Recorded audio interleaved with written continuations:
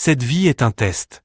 En d'autres termes, les épreuves que nous rencontrons dans ce monde, que ce soit la pauvreté, la maladie, la souffrance, ou même la perte de proches, font partie du processus divin pour tester notre foi, notre patience et notre dévouement à Dieu. Allah mentionne dans la sourate Al-Baqarah, 2, 155, « Nous vous éprouverons certes par quelque chose de la peur, de la faim, d'une diminution de biens, de personnes et de fruits.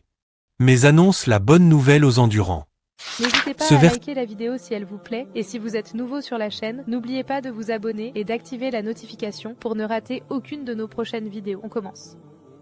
هو الذي أرسل رسوله بالهدى ودين الحق ليظهره على الدين كله وكفى بالله شهيدا محمد رسول الله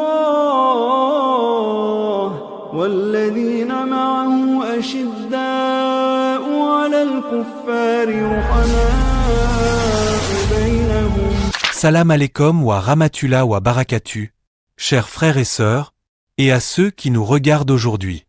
Une question très intéressante m'a été posée récemment par un frère, Arif Ansari, de l'Uttar Pradesh en Inde.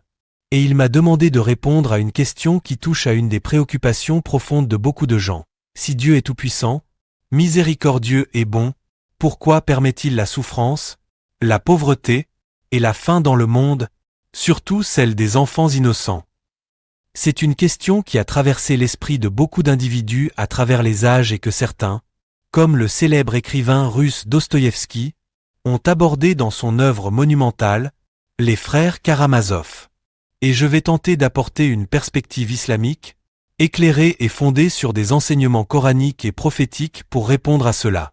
Tout d'abord, il faut souligner que dans de nombreuses religions, il existe des conceptions qui peuvent, à première vue, sembler superstitieuses ou même fausses, comme l'a suggéré le frère dans sa question. Et effectivement, il existe dans le monde beaucoup de religions qui ne sont pas fondées sur des principes rationnels ou scientifiques. Cependant, l'islam se distingue des autres religions par sa base sur le haqq, c'est-à-dire la vérité. Il est important de noter que, contrairement à beaucoup de religions, l'islam ne se contente pas de donner des croyances sans fondement, mais propose des enseignements qui sont en parfaite harmonie avec les découvertes scientifiques modernes. Le Coran, révélé il y a plus de 1400 ans, contient plus de 6000 versets, et parmi eux, plus de 1000 sont directement liés à des sciences telles que la biologie, la zoologie, la médecine, la géologie et même l'hydrologie. Pour une époque où l'on n'avait ni microscope ni télescope, le Coran fait état de faits scientifiques qui n'ont été découverts que très récemment, dans les 3 derniers siècles. Par exemple, le Coran parle du cycle de l'eau, du Big Bang et de la création de l'univers, des détails sur l'embryologie et la formation des montagnes, qui n'ont été compris par l'humanité que bien après la révélation du Coran. Alors, comment un livre révélé il y a 14 siècles pourrait-il contenir ces vérités scientifiques si ce n'était pas une révélation divine?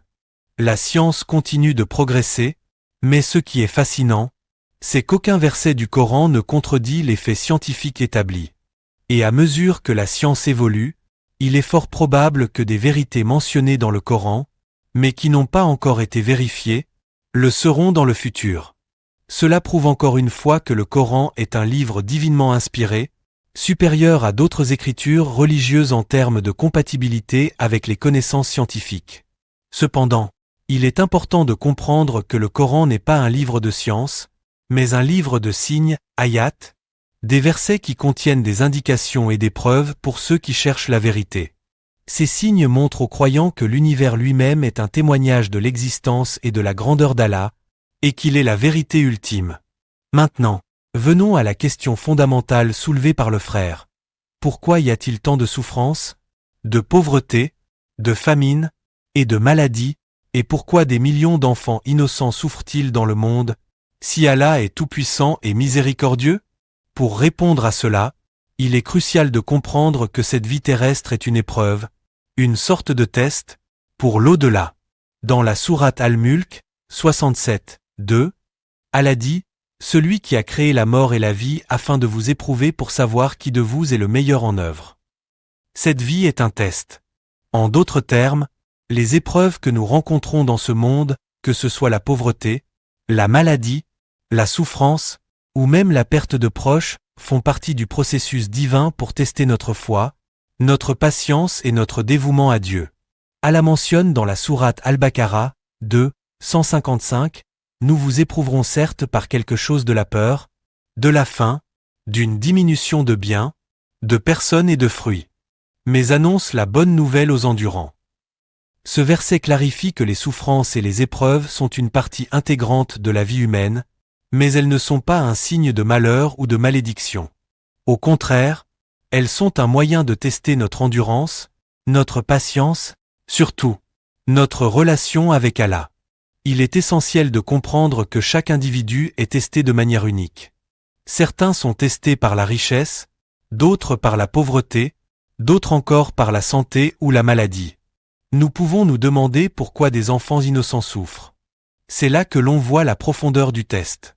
Ces enfants sont des tests pour leurs parents et pour la société. Comment les gens réagissent-ils à cette souffrance? Vont-ils se tourner vers Allah pour chercher du réconfort et de la guidance, ou vont-ils renier Dieu dans leur désespoir? C'est là que réside l'épreuve. Il est également important de comprendre que souffrir dans ce monde ne signifie pas que l'on a échoué. En fait, dans certains cas, être pauvre ou souffrir peut rendre une personne plus apte à entrer au paradis. Les épreuves peuvent renforcer la foi et la dépendance envers Allah. Le prophète Muhammad, paix et bénédiction soient sur lui, a dit que les musulmans qui traversent des épreuves, et qui demeurent patients, sont récompensés pour leur patience. Pour un croyant, cette vie est un passage temporaire, un test avant la vie éternelle. Ce que nous vivons ici-bas est éphémère, et c'est notre capacité à faire face aux épreuves qui détermine notre récompense dans l'au-delà. En fait, ceux qui souffrent, mais qui restent patients et fidèles à Allah, recevront une grande récompense dans l'au-delà, comme mentionné dans le Coran et les hadiths. Bien sûr, cela ne veut pas dire que nous devons rester passifs face à la souffrance.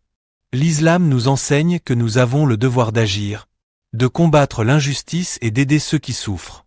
La charité, zakat, est l'un des 5 piliers de l'islam. Nous avons la responsabilité de redistribuer nos richesses et d'aider ceux qui en ont besoin. Cela ne fait pas que soulager leur souffrance, mais cela nous aide aussi à purifier nos cœurs et à renforcer notre foi. En conclusion, mes chers frères et sœurs, comprendre que la vie est une épreuve peut offrir une perspective réconfortante sur la souffrance. Mais, en même temps, cela ne nous libère pas de la responsabilité d'agir pour alléger la souffrance humaine, de promouvoir la justice, la charité et l'équité dans ce monde. En suivant les enseignements de l'islam et en persévérant dans la foi, nous pouvons espérer non seulement réussir dans ce monde, mais aussi dans l'au-delà, où la récompense sera éternelle et infinie. Que la paix soit sur vous et que Allah vous guide. Inna akramakum 'inda Allahi atqakum. Inna Allaha 'alimun khabir. Wajibu az-zurra'a liyaghidha bihimul kuffar. Wa'ada Allahu alladhina amanu wa 'amilus salihati minhum مغفرة